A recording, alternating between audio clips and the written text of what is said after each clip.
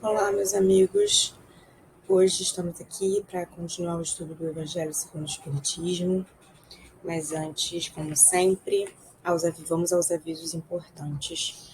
A casa continua precisando de auxílio material, com doações em dinheiro ou em itens, e mesmo em voluntário ou divulgando as campanhas que a casa faz. Temos as campanhas do quilo, do leite, a costurinha, temos as contas mensais para pagar, também tem as contas do Natal que vão sendo pagas ao longo do ano.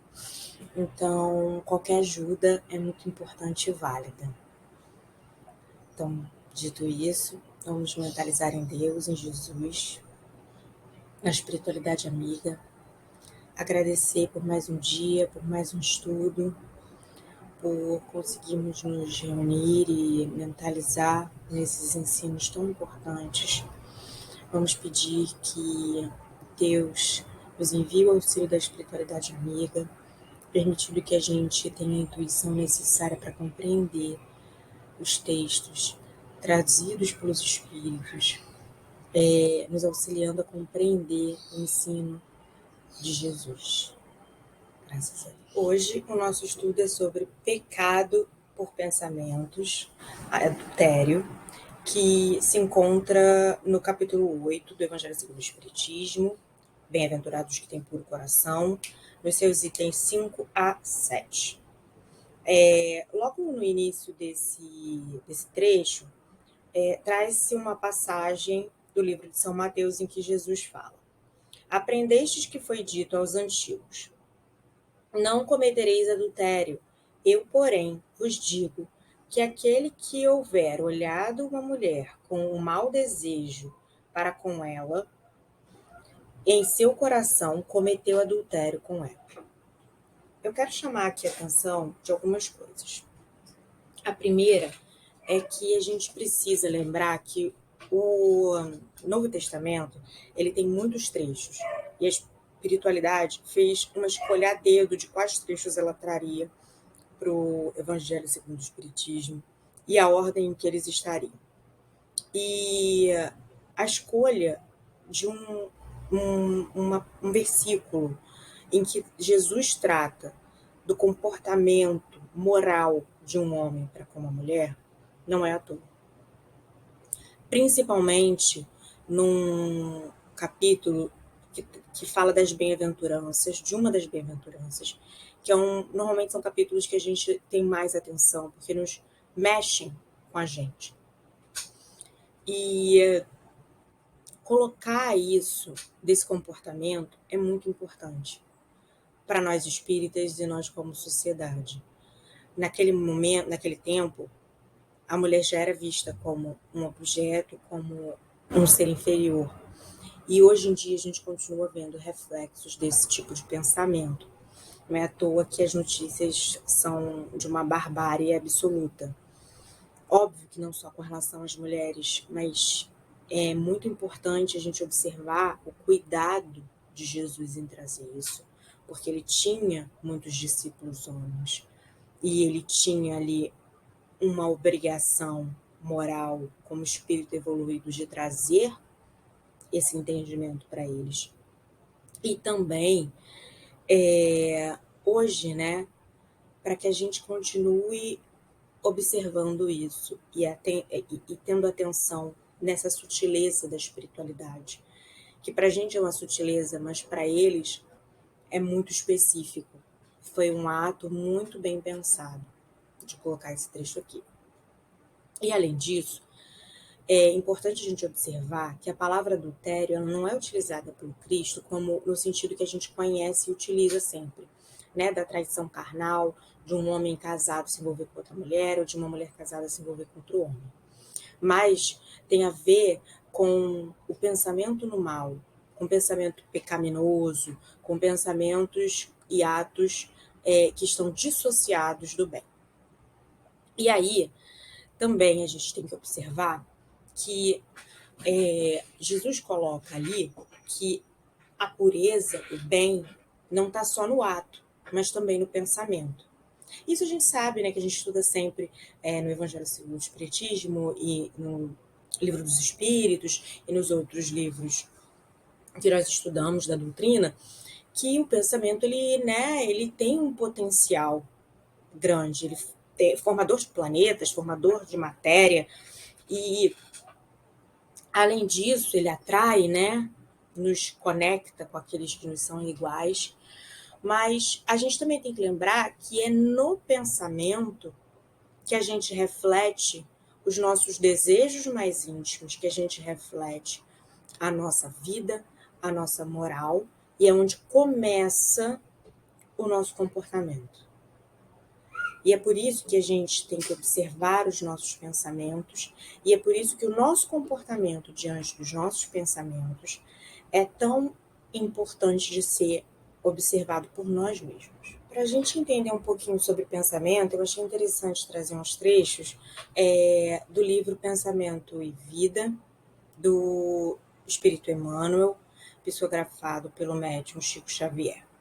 Lá no primeiro capítulo, que se chama O Espelho da Vida, Emmanuel fala que a mente é o espelho da vida em toda parte. Ergue-se na terra para Deus, sob a égide do Cristo, a feição do diamante bruto, que arrancado ao ventre obscuro do solo, avança com a orientação do lapidário para a magnificência da luz. Nos seres primitivos, aparece sob a ganga do instinto. Nas almas humanas, surge pelas ilusões que salteiam a inteligência e revela-se nos espíritos aperfeiçoados por brilhante e precioso a retratar a glória divina. Definindo-a como espelho da alma, reconhecemos que o coração lhe é a face e que o cérebro é o centro das suas ondulações, gerando a força do pensamento que tudo move, criando e transformando, destruindo e refazendo para acrisolar e sublimar. Em todos os domínios do universo vibra, pois a influência é recíproca. Tudo se desloca e renova sob os princípios da interdependência e repercussão. O reflexo esboça a emotividade plasma a ideia determina a atitude e a palavra que comandam as ações. Eu achei muito interessante esse capítulo, e ele continua, né? Porque ele meio que é o que eu penso, que o nosso pensamento é o início de tudo. A nossa mente, ela é um reflexo do que nós somos. É o reflexo moral de quem nós somos. A nossa matéria é um reflexo material, algo que está associado a outras questões. Mas a nossa mente, o nosso pensamento, aquilo que a gente capta, aquilo que a gente reproduz, é um reflexo moral de quem nós somos. E aí, lá no capítulo 2 desse Pensamento e Vida, ele continua esclarecendo o seguinte. Comparemos a mente humana a um grande escritório subdividido em diversas seções de serviço. Possuímos o departamento do desejo, em que operam os propósitos e as aspirações, acalentando o estímulo ao trabalho. O departamento da inteligência, dilatando os patrimônios da evolução e da cultura. O departamento da imaginação, amealhando as riquezas do ideal e da sensibilidade. O departamento da memória, arquivando as súmulas da experiência e outros ainda que definem os investimentos da alma. Acima de todos eles, porém, surge o gabinete da vontade. A vontade é a gerência esclarecida e vigilante, governando todos os setores da ação mental. A divina providência concedeu-a por auréola luminosa à razão, depois da laboriosa e multimilenária viagem do ser pelas províncias obscuras do instinto. Para considerar-lhe a importância, basta lembrar que ela é o leme de todos os tipos de força incorporados ao nosso conhecimento. A eletricidade é energia dinâmica, o magnetismo é energia estática, o pensamento é força eletromagnética. Eu achei importante trazer esse trecho porque ele fala de desejo e ele fala de vontade. E não são é a mesma coisa. E aí eu quero pular um pouquinho de volta para o Evangelho, lá no item 7, no segundo parágrafo. Vou começar pelo primeiro parágrafo. Esse princípio suscita naturalmente a seguinte questão: sofrem-se as consequências de um pensamento mau, embora nenhum efeito produza? Cumpre-se faça aqui uma importante distinção. À medida que avança na vida espiritual, a alma que enveredou pelo mau caminho se esclarece e despoja pouco a pouco de suas imperfeições, conforme a maior ou menor boa vontade que demonstra em virtude do seu livre-arbítrio. Todo pensamento mau resulta, pois, da imperfeição da alma, mas de acordo com o desejo que alimenta de depurar-se. Mesmo esse mau pensamento se lhe torna uma ocasião de adiantar-se, porque ela o repele com energia. É indício de esforço por apagar uma mancha. Não cederá se apresentar oportunidade de satisfazer a um mau desejo. Depois que haja resistido, sentir-se-á mais forte e contente com a sua vitória. Os Espíritos nos trazem no Evangelho o seguinte: na primitividade ou ainda insistentes no mal, a gente tem um pensamento negativo, um pensamento ruim, e a gente não afasta ele, a gente se rende a esse pensamento. Então a gente tem um desejo e a nossa vontade está aliada a esse desejo de cometer um ato ruim. Quando a gente começa a construir um adiantamento moral, a gente tem um pensamento mau, mas a gente percebe que ele não é bom e a gente afasta ele. Esse ato, esse repúdio desse pensamento negativo, é a nossa vontade de evoluir indo contra esse desejo primitivo, esse desejo da insistência no mal. Seja ele de vingança, de desejo carnal, de violência, enfim. A nossa vontade, esse gabinete da vontade que Emmanuel trata, tem esse potencial. Porque ele é comandado pela nossa mente, pela nossa moral. E aí existem os espíritos perfeitos, já depurados, que eles não pensam mais negativamente. E aí eles já têm o seu desejo alinhado com a sua vontade, mas o desejo deles é sempre associado ao bem. Então, eu gostei muito dessa compreensão, dessa explicação de Emmanuel, porque nos mostra que nós somos capazes, de acordo com a nossa vontade, de nos depurarmos, de nos melhorarmos, de construirmos uma realidade diferente daquela que o nosso pensamento iniciou. Nosso pensamento, nossa mente é como um papel em branco. E a gente começa tendo vários pensamentos e vai desenhando ali uma estrutura de uma cidade, né? De uma realidade. E com o tempo que a gente vai assimilando e evoluindo, assimilando conhecimentos, a gente consegue apagar aqueles pensamentos negativos e transformar eles e construir outros melhores. E aí transformar a realidade que a gente constrói. E é isso que os espíritos nos esclarecem lá no fim do item 7. Em resumo, naquele que nem sequer concebe a ideia do mal, já há um progresso realizado. Naquele a quem essa ideia acode, mas que a repele, há progresso em vias de realizar-se. Naquele, finalmente, que pensa no mal e nesse pensamento se compraz, o mal ainda existe na plenitude da sua força. Num, o trabalho está feito, no outro está o fazer-se.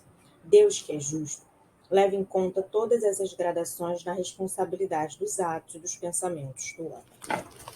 E aí, como é que a gente exercita, né, para melhorar esses nossos pensamentos? E eu trouxe mais um trecho do Pensamento e Vida para isso, o capítulo 4, que fala sobre a instrução. Já se disse que 2 asas conduzirão o espírito humano à presença de Deus.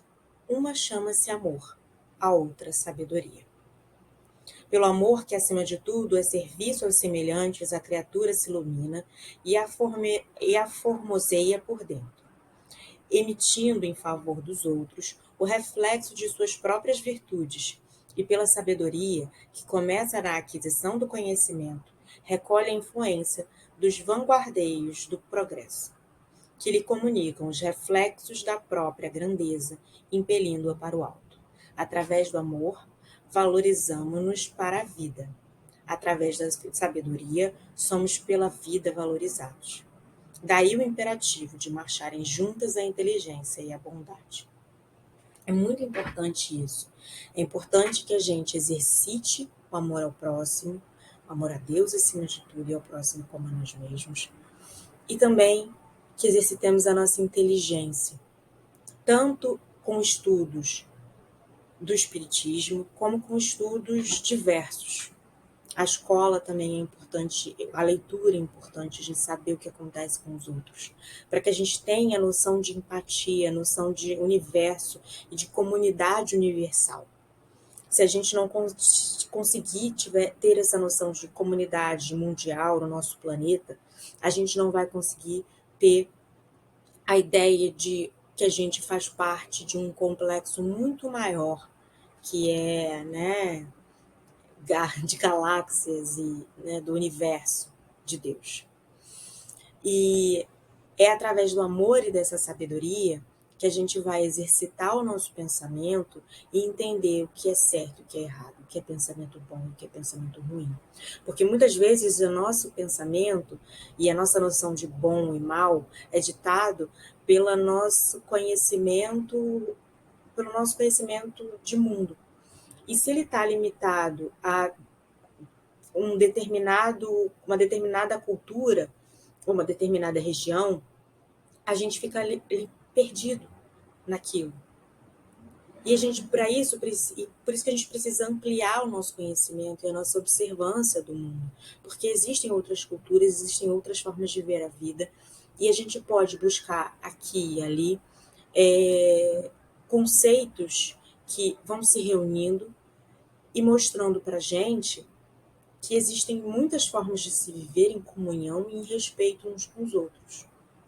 E que aquele pensamento ruim, a gente pode hoje achar que não é tão ruim assim, mas através desse conhecimento e dessa sabedoria e dessa convivência com o outro e dessa prática da caridade, a gente descobre que é sim um pensamento mau. E a gente vai, a partir daí, conseguir afastar ele. E a partir desse ato de rechaçar esse pensamento ruim, a gente vai estar começando a exercitar a nossa evolução espiritual. E aí, Emmanuel continua.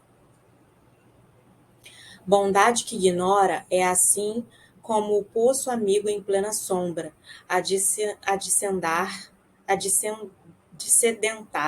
o viajor sem ensinar-lhe o caminho. A inteligência que não ama pode ser comparada a valioso poste de aviso que traça ao peregrino informes de rumo certo, deixando-o sucumbir ao tormento da sede. Não importa o quanto a gente estude o Evangelho, o Livro dos Espíritos, o Livro dos Médiuns, toda a doutrina espírita, se a gente não tiver caridade e amor ao próximo. E é assim que a gente tem que exercitar o Espiritismo, como Jesus exercitou. A gente tem que exercitá-lo na prática da caridade e no conhecimento, porque ele era um homem muito culto, um espírito muito culto. E como a gente diz, né, a distância, o que nos separa de Jesus Cristo é o tempo. E é como a gente utiliza esse tempo, né? Vamos utilizar esse tempo exercitando o nosso amor e a nossa inteligência. Espero que tenha sido uma boa palestra. Eu aprendi muito com esse estudo. Me ensinou bastante. Eu me emocionei estudando e espero que vocês também. Desejo uma excelente semana e peço que a gente se concentre em Deus, em Jesus e na espiritualidade amiga. Agradecendo pela presença dos espíritos que aqui estão, encarnados e desencarnados, pelo auxílio da espiritualidade amiga, por esse estudo, pelos ensinamentos, pelas palavras da espiritualidade, pela paciência de Deus com a gente, pelo seu amor. e pedindo para que tenhamos uma boa semana de paz, harmonia, segurança, saúde e que semana que vem estejamos todos aqui reunidos novamente. Que assim seja. Graças a Deus.